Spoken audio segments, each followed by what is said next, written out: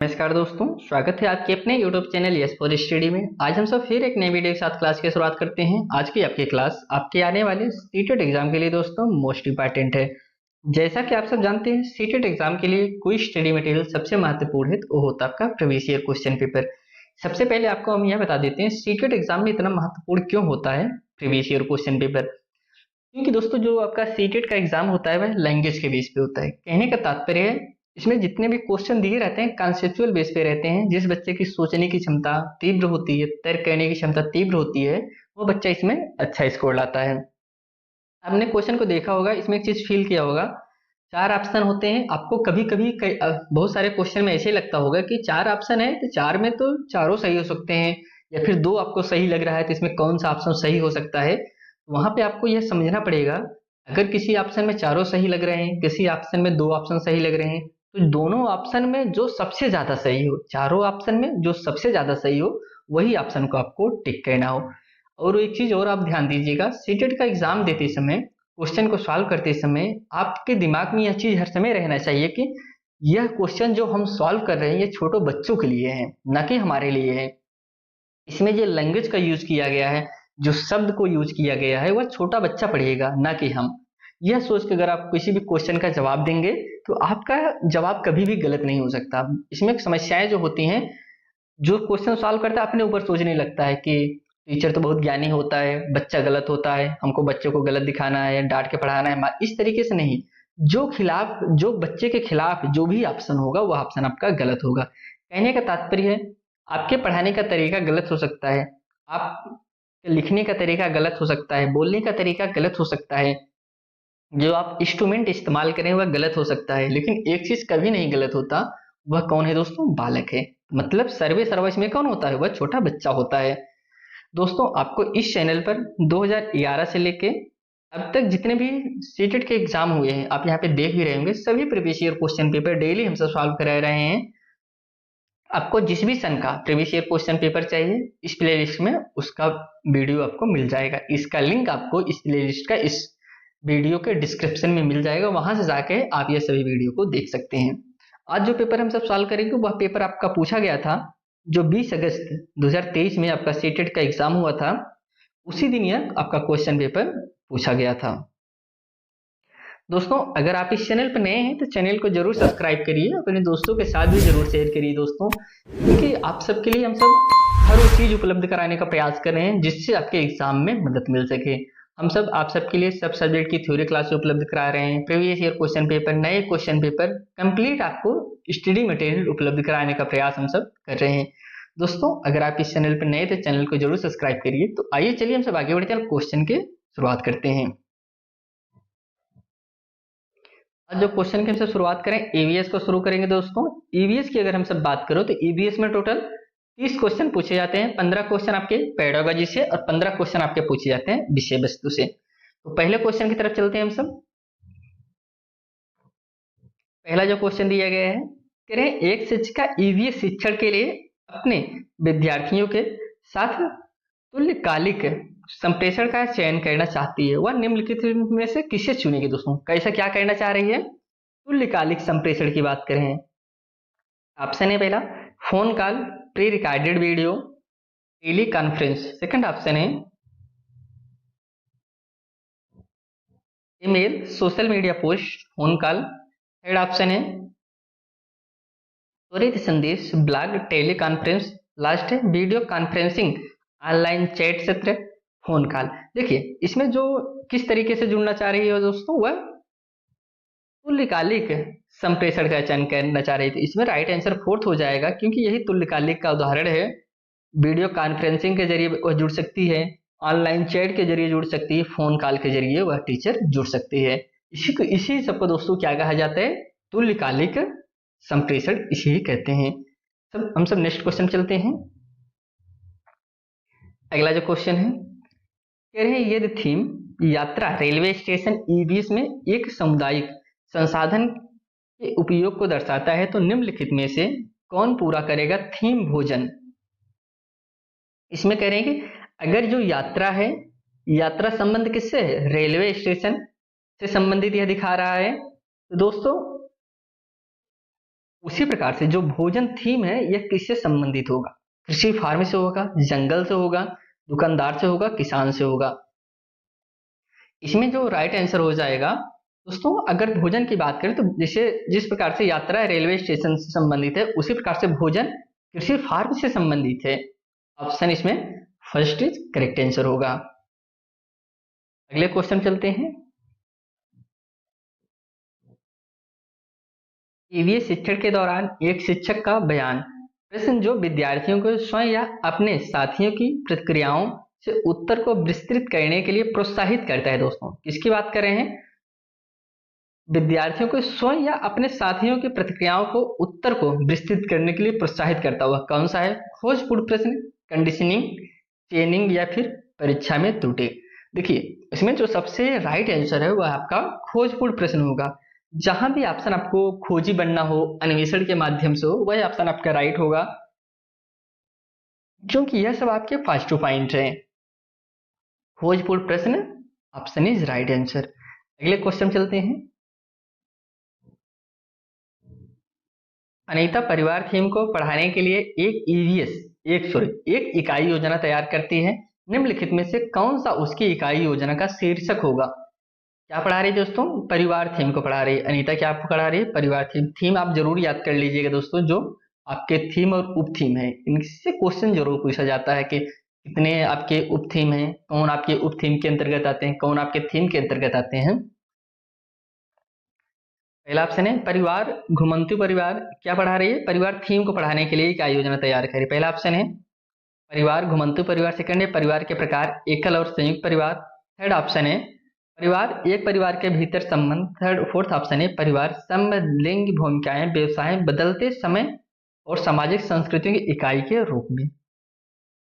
तो right answer इसमें जो हो जाएगा यही फोर्थ ऑप्शन दोस्तों। परिवार के संबंध, अगर परिवार आपको पढ़ा रहा है इसमें आप बताइए संबंध कैसे होता है। अब देखिए ये जो परिवार के प्रकार, ये तो सही है दोस्तों, एकल परिवार और संयुक्त परिवार, परिवार के प्रकार यही होते हैं, एकल परिवार और संयुक्त परिवार। लेकिन जब हम यहाँ पे बात करें, संबंध की बात करें, तो यहाँ में सब आ जाएगा, लिंग की भूमिकाएं, व्यवसाय बदलते समय में सामाजिक सांस्कृतिक इकाई के रूप में, इसी के अंतर्गत सब कुछ आ जाएगा। तो ऑप्शन इसमें fourth is correct answer. Next question चलते हैं। श्रीमती शीतल ईवीएस की विभिन्न अवधारणाओं को समझाने के लिए प्राथमिक कक्षाओं में कहानियों और कविताओं का उपयोग करना पसंद करती हैं। उनके द्वारा कहानियों और कविताओं के प्रयोग का सबसे उपयुक्त तर्क है। क्या तर्क है? पहला ऑप्शन है ईवीएस के पाठ्यक्रम को पूरा करना, साथ ही साथ विद्यार्थियों को स्कूल में आने से पहले इनको सुना होना। वो क्या करा रही है दोस्तों? कहानी के जरिए, कविताओं के जरिए वो बच्चों को पढ़ाने का प्रयास कर रही हैं। ऐसा कराने का उद्देश्य क्या है? सेकंड ऑप्शन समझते हैं। पहले इसमें कथन दिए गए हैं, कथन को समझते हैं। विद्यार्थियों को अपनी कविताओं और कहानियों को लिखने के लिए प्रोत्साहित करना। प्रोत्साहित तो दोस्तों पॉजिटिव ही है। विद्यार्थियों के भाषा और सांस्कृतिक विविधता के बारे में जागरूक बनाना। थर्ड ऑप्शन है पाठों को अधिक संवादात्मक, सुखद और दिलचस्प बनाना। तो ऑप्शन इसमें जो देखते हैं ऑप्शन राइट होगा। ऑप्शन पहले हम देखते हैं कौन कौन सा ऑप्शन इसमें दिया गया है। बी और सी सही है, ए और बी सही है, थर्ड है बी सी और डी सही है, लास्ट ऑप्शन है ए सी और डी सही है। इसमें जो करेक्ट आंसर हो जाएगा आपका बी सी और डी सही है, ये जो कि गलत है। ये क्या बोला जा रहा है? देखिए ये जो कहा जा रहा था ईवीएस पाठ्यक्रम को पूरा कराना, साथ ही साथ विद्यार्थियों को स्कूल में आने से पहले, देखिए पाठ्यक्रम को पूरा कराना का उद्देश्य नहीं होना चाहिए कि आप विद्यार्थियों को पाठ्यक्रम को पूरा कराना। देखिए स्कूल के आने से पहले से सुना होना है तो ठीक है, लेकिन उद्देश्य क्या है, फोकस किस पे किया जा रहा है? पाठ्यक्रम को पूरा कराना है, ये नहीं होना चाहिए। बाकी आपका ये सही है। तो आइए हम सब नेक्स्ट क्वेश्चन चलते हैं। निम्नलिखित में से कौन सा विकल्प कक्षा 1 और 5 के तक ईवीएस पढ़ाने का मुख्य उद्देश्य है? किसकी बात करें? 1 और 5 तक ईवीएस पढ़ाने का जो मुख्य उद्देश्य है उसे आपको बताना है। पहला ऑप्शन है स्वतंत्र रूप से व्यवहारिक क्रियाकलापों को करने के लिए कौशल प्राप्त करना। सेकंड है विद्यार्थियों को मिडिल स्तर पर विज्ञान पढ़ने के लिए तैयार करना। थर्ड ऑप्शन है विषय की मूल अवधारणाओं की गहन समझ विकसित करना। लास्ट है शिक्षार्थियों को कक्षा के अधिगम को स्कूल के बाहर के जीवन से जोड़ने में मदद करना। आप कहेंगे इसमें तो जो सबसे राइट है यही होगा, फोर्थ ऑप्शन। हर समय दोस्तों बच्चों को बाहर से इंगेज करके पढ़ाना चाहिए। जैसे कोई चीज़ आप पढ़ा रहे हैं तो पहले आप यह देखिए बच्चा उस चीज़ के बारे में बाहर से इंटरेक्ट कर रहा है कि नहीं कर रहा है। आप ऐसा चीज़ ना पढ़ाइए जो बच्चा कभी देखा ही ना हो, ऐसा चीज़ पढ़ाइए जो बाहर से वह अटैच कर ले। जैसे भी आप सब्जियों की बात बता रहे हैं, अगर आप आलू की बात बताएंगे तुरंत समझ जाएगा। अब जैसे मटर है, मटर की बात बताएं, हाँ ऐसे पौधा होता है, इस प्रकार से पड़ता है, ऐसे ऐसे इसमें फल लगते हैं। बच्चा वो घर पे भी जाके अपना चेक कर सकता है, बाहर से तुरंत कनेक्ट कर, हाँ हमारे घर में जो है मटर का पौधा है, आलू का पौधा है, इंगेज कर लेगा, समझ जाएगा। लेकिन आप ऐसे कोई पौधे की बात कर रहे हैं जो बच्चा कभी देखा ही ना हो, बताइए वह कैसे सीख पाएगा, नहीं सीख पाएगा। इसलिए ऑप्शन इसमें फोर्थ इज करेक्ट आंसर। अगले क्वेश्चन चलते हैं। Question number 67। एक ईवीएस शिक्षक कक्षा में एक प्रयोग प्रदर्शित करता है जिसमें एक अंडा पानी के गिलास में डूब जाता है लेकिन पानी में नमक मिलाने पर तैरता है। विद्यार्थियों की पूछताछ के लिए वह निम्नलिखित में से कौन से सबसे उपयुक्त व्याख्या दे सकता है। देखिए यह प्रयोग आप घर पे भी कर सकते हैं खुद से भी। आप एक गिलास में अंडा डालिए, उसमें पानी डालिए, पानी में देखेंगे डूबा रहेगा अंडा, लेकिन जब पानी में आप नमक मिलाएंगे तो अंडा ऊपर तैरने लगता है। ऐसा कहने से क्या मतलब, क्या सिद्ध हो रहा है, आप उसे बताइए। पूछताछ करने के लिए पहला ऑप्शन है, प्रत्येक विद्यार्थी को पानी में विभिन्न वस्तुएं डालकर स्वयं निष्कर्ष निकालने दें। क्या नहीं कि आप उन्हें कह दें कि हर वस्तु डाल दो, चेक करो कौन तैरेगा कौन नहीं, तो फिर यह क्या सही रहेगा, यह गलत हो जाएगा। पानी के घनत्व के कारण अंडा तैरता है, क्या यह सही है। थर्ड है, आप उच्च कक्षाओं में सही कारण सीखेंगे। ऐसा बोल देंगे आप इसका कारण जो है आपको अगली कक्षाओं में, आप आगे जो कक्षा में जाएंगे तब आप सीखेंगे, तो यह गलत होगा, ऐसा नहीं कहना आपको। अलग अलग मात्रा में नमक के साथ प्रयोग करें और उसका अवलोकन करें, यह सही है दोस्तों। आप पहले थोड़ा सा नमक डालिए, देखिए क्या होता है, फिर धीरे धीरे ऐसे बढ़ाएंगे और जो डालते जाएंगे उसका अवलोकन भी करते हैं। देखिए बच्चा हम इतना डालें कितना ऊपर आया, कैसे तैर रहा है, मतलब इस तरीके से जब आप पढ़ाएंगे बच्चा बहुत अच्छे से इंगेज करेगा। आइए अगले क्वेश्चन चलते हैं।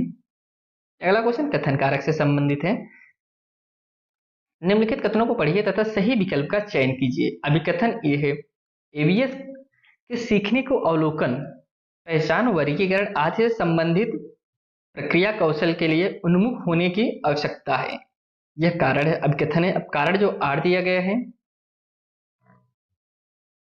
कारण आर जो है करे कि विभिन्न प्रक्रिया कौशल प्राप्त करने के माध्यम से ईवीएस के सीखने के परिणामों को हासिल करने की संभावना होती है। ऑप्शन इसमें जो है ये गलत है परंतु आर सही है। सेकंड ऑप्शन है ए और आर दोनों सही हैं, आर्य की सही व्याख्या करता है। थर्ड है ए और आर दोनों सही हैं परंतु आर्य की सही व्याख्या नहीं है। फोर्थ ऑप्शन है ए सही है परंतु आर गलत है। इसमें जो कि करेक्ट आंसर सेकंड हो जाएगा, यह दोनों सही हैं और इसकी व्याख्या भी सही हो रहा है। अगले क्वेश्चन बढ़ते हैं।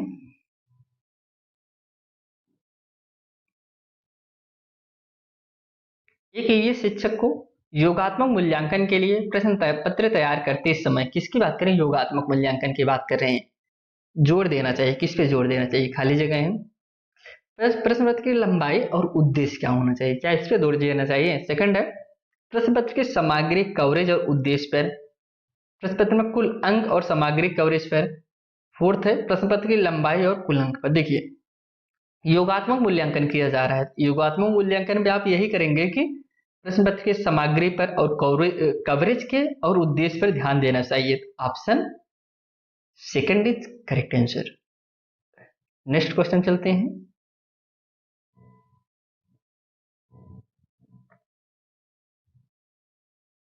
कक्षा 3 के विद्यार्थियों के लिए ईवीएस में निम्नलिखित में से कौन सा सीखने का परिणाम अधिगम प्रतिफल नहीं है। देखिए इसमें नहीं पूछा गया, बच्चे नहीं से बहुत कंफ्यूज हो जाते हैं। ऑप्शन पढ़ेंगे पॉजिटिव जो दिखेगा पहले ही मार के निकल लेंगे। आप क्वेश्चन में जो नहीं रहे उसे थोड़ा सा हाईलाइट कर दीजिए ताकि आपको पता रहे इसमें हमको निगेटिव पॉइंट बताना है। तो ऑप्शन पे बढ़ते हैं। देखिए कक्षा 3 में ईवीएस की बात करें, इसमें 2 क्यों नहीं लिखा गया, ऐसा नहीं लिखा जा सकता कक्षा 2 में ईवीएस पढ़ाते समय, ऐसा नहीं हो सकता दोस्तों, ऐसा नहीं हो सकता क्योंकि कक्षा 2 में ईवीएस चलती ही नहीं है। ईवीएस जो है 3 से शुरुआत होता है। आपके एग्जाम में यही पूछा गया था एक बार कि ईवीएस जो है किस क्लास से शुरू होता है पढ़ाने। ऑप्शन दिया था 1 से, 2 से, 3 से, 5 से। तो आप समझिए कि ईवीएस की जो शुरुआत होती है क्लास 3 से होती है। 1 और 2 में ईवीएस नहीं होता है, बल्कि अदर सब्जेक्ट के जरिए ईवीएस को पढ़ाया जाता है। जैसे और जो सब्जेक्ट होते हैं उसमें ईवीएस को इंक्लूड करके पढ़ाया जाता है। ईवीएस की अलग से बुक नहीं चलती है। इसमें जो गलत है बताना है। पहला ऑप्शन है अच्छे और बुरे स्पर्श पर अपनी राय व्यक्त करना। सेकंड है देखे गए अनुभव किए गए मुद्दे पर आवाज उठाना और समाज की प्रथाओं से संबंधित करना, जैसे संसाधनों के स्वामित्व में भेदभाव। थर्ड है कुछ स्थानीय इनडोर आउटडोर खेलों में नियमों का अवलोकन करना। लास्ट है कक्षा की दिशाओं की पहचान करना। तो इसमें जो गलत है, गलत आपका सेकंड ही हो जाएगा। दिए गए अनुभव में दिए गए मुद्दों का आवाज उठाना, समाज के प्रथाओं से संबंधित कहना, जैसे संसाधनों का स्वामित्व में भेदभाव, यह गलत हो जाएगा। अधिकतम प्रतिफल नहीं है तो option second is right answer. अगले क्वेश्चन चलते हैं। आपके कक्षा 3 और 5 तक के अपने विद्यार्थियों के लिए ईवीएस पाठ्यपुस्तकों का चयन करना है। इस उद्देश्य के लिए निम्नलिखित में से कौन सा मानदंड सबसे उपयुक्त होगा? कौन सा मानदंड सबसे उपयुक्त होगा दोस्तों? ऑप्शन जो दिया गया है,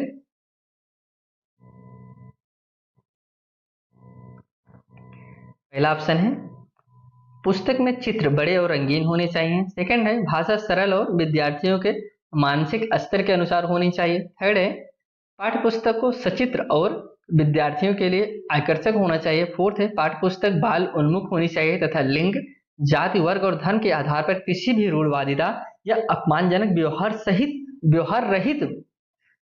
से रहित होना चाहिए। दोस्तों व्यवहार से रहित होना चाहिए, यह है क्योंकि लैंग्वेज का बहुत ज्यादा खेल होता है। आप कहेंगे फोर्थ ऑप्शन ही सही है।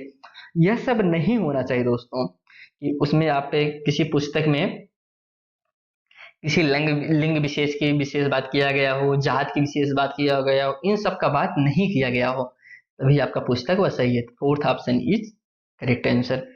अगले क्वेश्चन चलते हैं। अगला क्वेश्चन आपका कथन कारक से संबंधित है। हमसे सबसे पहले प्राथमिक कथन को समझते हैं। प्राथमिक स्तर पर एबीएस में विषयों के बजाय थीम है। अब हाँ, आप कहेंगे ये चीज सही है? आप कहेंगे हाँ दोस्तों, ईवीएस में विषय के बजाय, प्राथमिक स्तर पर ईवीएस में विषय के बजाय क्या है? थीम है। ये तो सही है दोस्तों, थीम है, थीम रूप थीम है। कारण आ रहे हैं विषयों की तुलना में थीम आधारित ईवीएस सीखना शिक्षकों और विद्यार्थियों के लिए आसान होता है। देखिए कहेंगे यह भी तो आपका ऑप्शन सही दिख रहा है कि थीम के आधारित अगर हम सीखेंगे तो अच्छे से सीख लेते हैं। ऑप्शन ए और बी ये गलत है, परंतु आर सही है। सेकंड है ए और आर दोनों सही हैं। आर एक सही व्याख्या कर रहा है। क्या यह व्याख्या कर रहा है? व्याख्या नहीं कर रहा है। ए और आर दोनों सही हैं, परंतु आर की व्याख्या नहीं कर रहा है। यही आपका राइट आंसर हो जाएगा, यह व्याख्या नहीं कर रहा है। बाकी ऑप्शन आपका दोनों ही सही हैं। अगले क्वेश्चन बढ़ते हैं। Question number 73।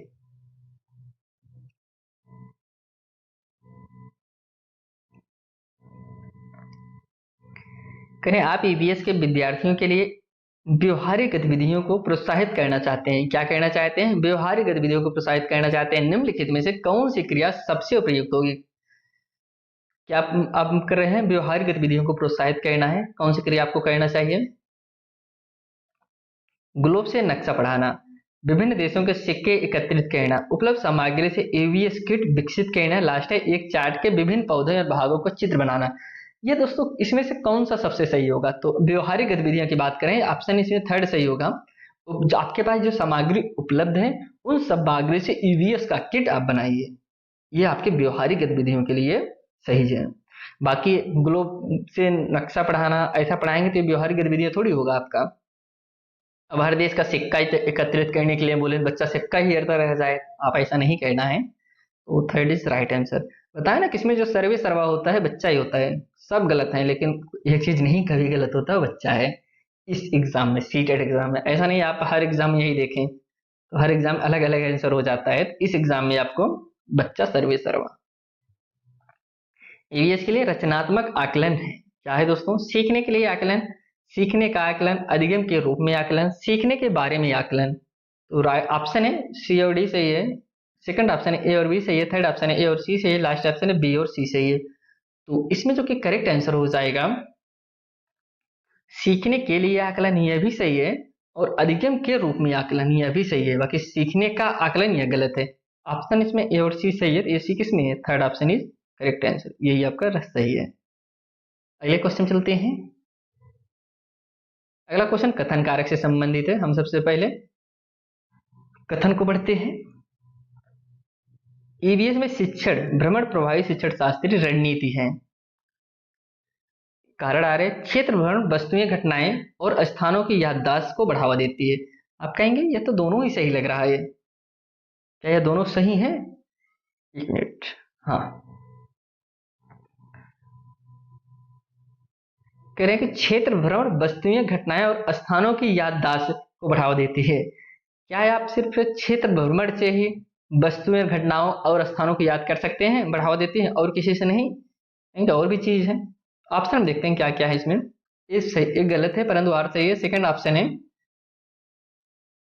ए और आर दोनों सही हैं, आर्य की सही व्याख्या है। थर्ड ऑप्शन है ए और आर दोनों सही हैं परंतु आर्य की सही व्याख्या नहीं है। फोर्थ ऑप्शन है ये सही परंतु ये फोर्थ ऑप्शन सही होगी दोस्तों। ऑप्शन ए सही है, आर आपका गलत है। क्षेत्र भ्रमण वस्तुओं घटनाओं और स्थानों की याददाश्त को बढ़ावा देगी। आप क्षेत्र भ्रमण से यही वस्तुओं को याद कर सकते हैं, घटनाओं को, स्थानों को याद कर सकते हैं। आप स्थानों को याद कर सकते हैं और हर चीज आप सिर्फ घूम के हर चीज नहीं याद कर सकते ना, कि आप हर चीज आप भ्रमण से याद करेंगे, इसलिए ऑप्शन आपका ही गलत हो जाएगा। अगले क्वेश्चन बढ़ते हैं। आपका एक क्वेश्चन दोस्तों दिशा से संबंधित आता ही आता है, हर बार पूछा गया तो इस बार क्यों ना पूछा जाए, इस बार भी आपका पूछा गया है। दिशा से संबंधित क्वेश्चन को आप जरूर तैयार करके जाइएगा, एग्जाम में जरूर मिलेगा दोस्तों। अब दिशा में तैयार करना क्या है, इसी तरीके से क्वेश्चन पूछे जाते हैं। एक मिनट, गुजरात के सापेक्ष उत्तर प्रदेश और आंध्र प्रदेश की क्रमशः स्थिति क्या है, इसी प्रकार से क्वेश्चन पूछे जाएंगे। अब कहेंगे, अब इसमें पता होना चाहिए, जैसे यही मैप होता है ना, ऐसे आता है, कैसे मैप है। आप कहेंगे यहाँ पे क्या है, यहाँ पे गुजरात है, यहाँ पे क्या है, यहाँ पे उत्तर प्रदेश होगा, अब यहाँ पे क्या है, आंध्र प्रदेश होगा। अब जब इस प्रकार से दूरी है तो यह चीज आपको पता होना चाहिए, जम्मू कहाँ पे है, अरुणाचल प्रदेश कहाँ पे, केरला कहाँ पे, कर्नाटका कहाँ है, किस दिशा में, इतना तो नॉलेज रखना पड़ेगा। तो उत्तर प्रदेश यहाँ है और आपका आंध्र प्रदेश इस तरफ है। आपको आंध्र प्रदेश की क्रमशः स्थिति बताना है। पहला ऑप्शन है उत्तर पश्चिम दक्षिण पश्चिम उत्तर पूर्व दक्षिण पश्चिम, थर्ड ऑप्शन है उत्तर पूर्व दक्षिण पूर्व, फोर्थ ऑप्शन उत्तर पश्चिम दक्षिण पूर्व। क्योंकि इसमें जो कोई करेक्ट आंसर थर्ड हो जाएगा, उत्तर पूर्व और दक्षिण पूर्व। यह दोस्तों कौन सा है, उत्तर पूर्व हो गया और यह क्या हो गया, दक्षिण पूर्व हो गया। इसी स्थिति में आपका उत्तर प्रदेश और आंध्र प्रदेश स्थित है। अगले क्वेश्चन चलते हैं। तेरे रमा प्रत्येक शाम को अपने दोस्तों के साथ क्रिकेट खेलता है, वह क्रिकेट खेलने में कौन सी ऊर्जा का उपयोग करता है। अब आपको पता होना चाहिए, अगर कोई बच्चा जब क्रिकेट खेलता है, दौड़ता है, इन सब में कौन सी ऊर्जा का प्रयोग होता है। आप कहेंगे क्रिकेट खेलने में जाहिर सी बात है अपने हम मसल्स का यूज करते हैं, मांसपेशियों का यूज करते हैं। क्या इसमें प्रकाश का यूज होता है, प्रकाश ऊर्जा का यूज तो होता नहीं है, रासायनिक ऊर्जा का भी नहीं, ध्वनि ऊर्जा का भी नहीं, इसमें मांसपेशियों का प्रयोग किया जाता है क्रिकेट खेलने में। तो option third is correct answer.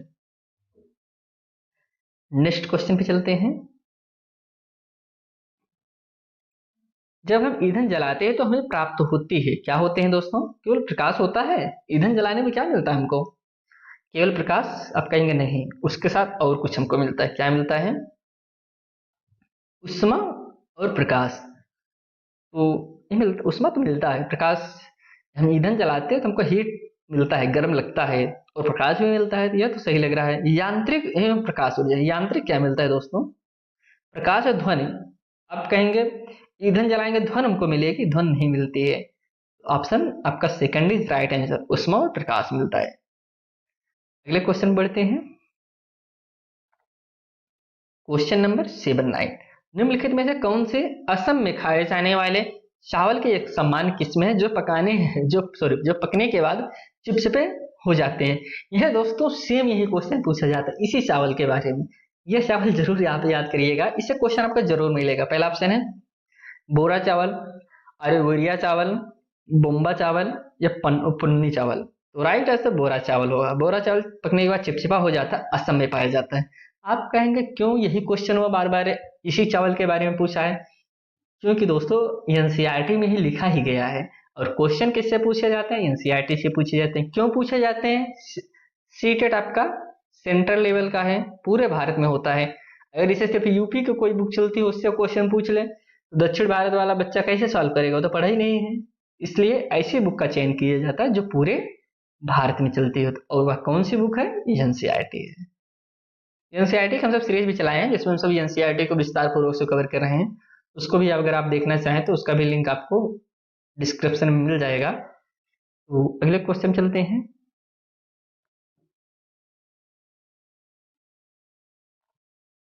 करें बिहार राज्य के लोगों के लिए निम्नलिखित में से मधुमक्खी पालन कार्यक्रम आरंभ करने के किस वर्ष की सर्वश्रेष्ठ अवधि है?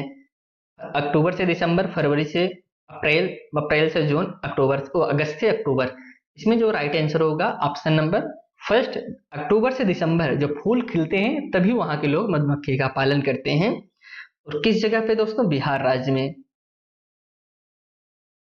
नेक्स्ट क्वेश्चन पे बढ़ते हैं। इसमें मिलान करना है। मिलान करने से आपको मिला के बताते हैं, मिलानेंगे, मिला के ऑप्शन देंगे तो आप कंफ्यूज हो जाएंगे। अस्तमोल अस्तमतु को मिलाना, जीरा, केसर, मिर्च, लौंग कील की तरह दिखता है। अब बताइए कील की तरह कौन सा चीज दिखता है? आप कहेंगे कील की तरह जो दिखता है दोस्तों, एक मिनट, हाँ, कील की तरह जो दिखता है क्या है? आप कहेंगे लौंग। लौंग का जो डिजाइन होता है कैसे होता है? लौंग ऐसे होता है, ऐसे रहता है। तो यह कील की तरह क्या दिखता है? लौंग। अब जीरा देखो, जीरा क्या करें? जीरा किस में जाएगा? महकता है, छोटा होता है परंतु महकता है। केसर कैसे जाएगा? केसर किस तरीके से होता है? आप कहेंगे केसर पीले रंग का होता है। जब आप केसर का यूज करते हैं तो पीला पीला हो जाता है। और मिर्च दक्षिण अमेरिका से क्या आई थी आपकी? मिर्च आई थी।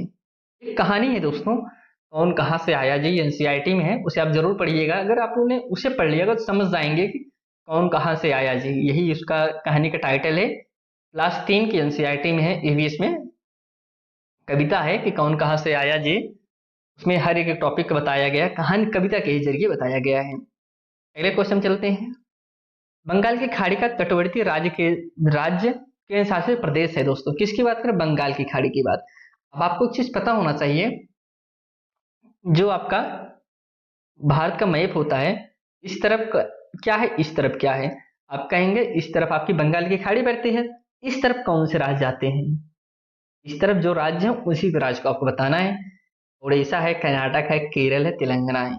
इसमें से कौन सा राज्य है जो बंगाल की खाड़ी से लगा हुआ है?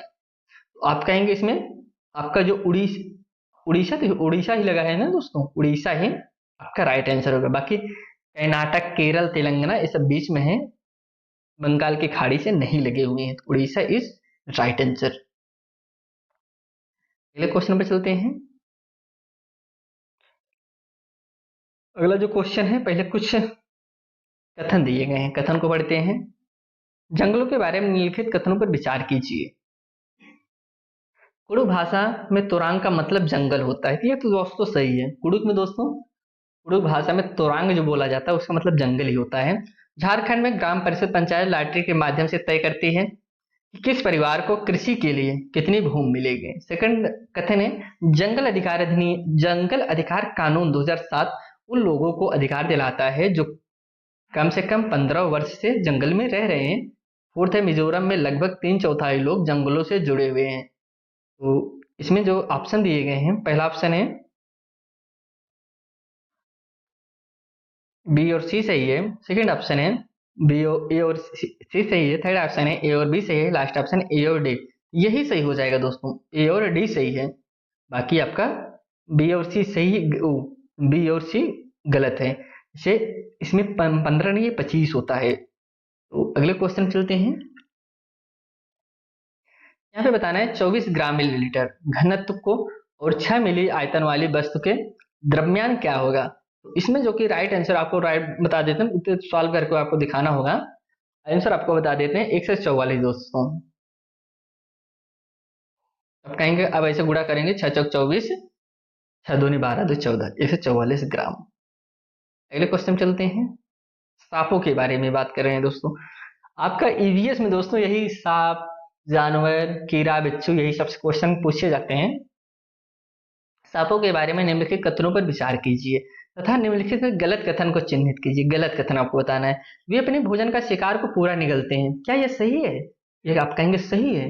वो अपने भोजन को पूरा निगलते हैं। जो गलत होगा उसके आपको बताना है। सांप के दांत नुकीले होते हैं। यह भी सही है। सांप के 2 दांत होते हैं जो आगे नुकीले होते हैं। लेकिन एक चीज आपको ध्यान देना होगा, उससे वह भोजन को नहीं खाते हैं, क्योंकि वहां आपने हमने पहला पॉइंट देखा, भोजन को क्या करें, निगल रहे हैं। जहरीले सांप को डसने वाले दांत होते हैं। ये भी सही है। जो जहरीले सांपों के डसने वाले दांत होते हैं, यह भी सही है। वे अपने शिकार को चबा कर खाते हैं। अब देखिए, आप अगर थोड़ा सा पढ़ते हैं तो इसमें दोनों में से आप समझ जाते हैं, दोनों में से एक ऑप्शन आपका सही होगा। या तो यह या तो यह। आप कहेंगे यही होगा, चबा कर नहीं खाते हैं, क्योंकि एक तरफ बोल रहा है निगल कर खाते हैं, एक तरफ बोल रहा है चबा कर खाते हैं, तो दोनों ऑप्शन सही होगा नहीं। ऑप्शन आपका एक ही सही होगा, तो वो है फोर्थ ऑप्शन। अगला क्वेश्चन है, कांस्य ब्रांज एक मिश्र धातु है जिसे निम्नलिखित में से किन्हें पिघलाकर बनाया जाता है? ऑप्शन है टिन और कॉपर, सेकंड ऑप्शन है कॉपर और जिंक, थर्ड ऑप्शन है एल्युमिनियम और जिंक, लास्ट ऑप्शन है जिंक और टिन। तो इसमें जो राइट आंसर हो जाएगा टिन और कॉपर। जो कांसा होता है वह किससे मिलाकर बनता है? टिन और कॉपर मिलाकर बनता है। नेक्स्ट क्वेश्चन बढ़ते हैं। निम्नलिखित में से हाथियों के बारे में सही कथन चुनिए। हाथियों के बाद 3 महीने के हाथी के बच्चे का वजन सामान्यतः 100 किलोग्राम होता है। कथन है दोस्तों, पहले कथन को समझते हैं। वयस्क हाथी एक दिन में 200 किलोग्राम से अधिक पत्तियों और झाड़ियों को खाता है। सही है दोस्तों। हाथी बहुत अधिक आराम नहीं करते, वे दिन में 2 से 4 घंटे सोते हैं। फोर्थ कथन है,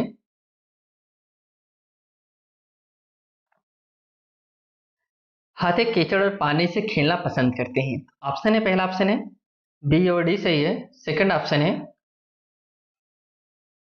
ए और बी सही है। थर्ड ऑप्शन है ए और सी सही है। लास्ट ऑप्शन है सी और डी। इसमें यही ऑप्शन सही होगा, सी और डी सही है दोस्तों। हाथी कीचड़ में रहता है और वो बहुत ज्यादा आराम नहीं करते हैं। तो अगले क्वेश्चन चलते हैं। अगला क्वेश्चन आपको कथन कारक से संबंधित है, गलत बताना है, सही गलत। 2 कथन दिए गए। मनाली में ढालू छत वाले मजबूत बांसों के खंभों पर बने ऊंचे उठे हुए लकड़ी के घर बनाए जाते हैं।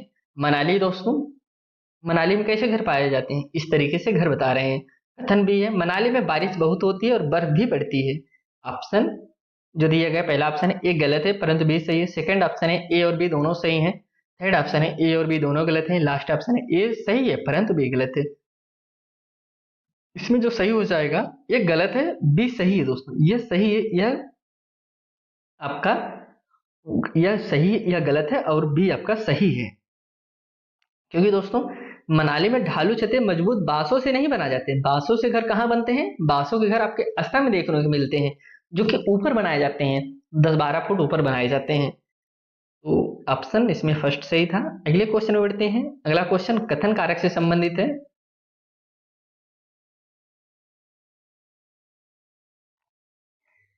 दाब लगने पर गैस को आसानी से संपीड़ित किया जा सकता है। कारण आ रहे हैं, जब हम किसी गैस पर दबाव लगाते हैं तो गैसीय कारों के बीच अंतराणु स्थान कम हो जाता है और यह आसानी से संपीड़ित हो जाते हैं। ऑप्शन है ए गलत है परंतु आर सही है। सेकंड ऑप्शन है ए और आर दोनों सही है, आर ए की सही व्याख्या है। थर्ड ऑप्शन है ए और आर दोनों सही है परंतु आर ए की सही व्याख्या नहीं है। फोर्थ ऑप्शन है ए सही है परंतु आर गलत है।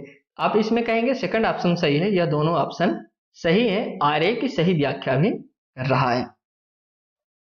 अगले क्वेश्चन और लास्ट क्वेश्चन चलते हैं दोस्तों आज का। पौधे के निम्नलिखित में से मुख्य कार्य पर विचार कीजिए। पौधे का जो मुख्य कार्य होता है उसको आपको बताना है। भोजन का उत्पादन और भंडारण करना। सेकंड ऑप्शन है पौधे को शक्ति और सहारा देना। थर्ड ऑप्शन है पौधे के अन्य भागों को जड़ों से जल और खनिज का स्थानांतरण करना। तो भोजन का जो पौधों का काम होता है, काम क्या होता है? यानी स्थानांतरण करना। मुख्य कार्य पर विचार कीजिए। तने का मुख्य कार्य क्या है? देखिए ऊपर कहते हैं पौधे के निम्नलिखित कार्यों पर विचार कीजिए। आप इन कार्यों पर पहले विचार कर लें, उसके बाद आंसर आपको यहां से देना है। तने का कार्य क्या है? ऑप्शन है बी और सी। सेकंड ऑप्शन है केवल बी। थर्ड ऑप्शन है ए और B. Last option A B C. आप कहें, अगर इस पे आप नहीं ध्यान देते, आप पे तुरंत लगा देते हैं कि दूसरा आंसर। ये तो तीनों सही लग रहा है, लेकिन आपको इसमें भोजन का उत्पादन और भंडारण करने का कार्य नहीं होता तनों का। तनों का पौधों को शक्ति सहारा देना, पौधे के अन्य भाग को जड़ से जल और खनिज का स्थानांतरण करना। वो जो तना होता है वह जल और खनिज को स्थानांतरण करके अन्य भागों पे पहुंचाता है। तो इसमें first option is correct answer. आज हम सब दोस्तों एबीएस के 30 क्वेश्चन कवर किए, जो कि आपके 20 अगस्त 2023 में जो आपका सीटेट का एग्जाम हुआ था इसी दिन यह पूछा गया था। दोस्तों अगर आप इस चैनल पर नए थे, चैनल को जरूर सब्सक्राइब करिए और अपने दोस्तों के साथ भी जरूर शेयर करिए। इसी के साथ ये क्लासें समाप्त करते हैं, आपसे फिर एक नए वीडियो मिलते हैं। तब तक के लिए दोस्तों धन्यवाद।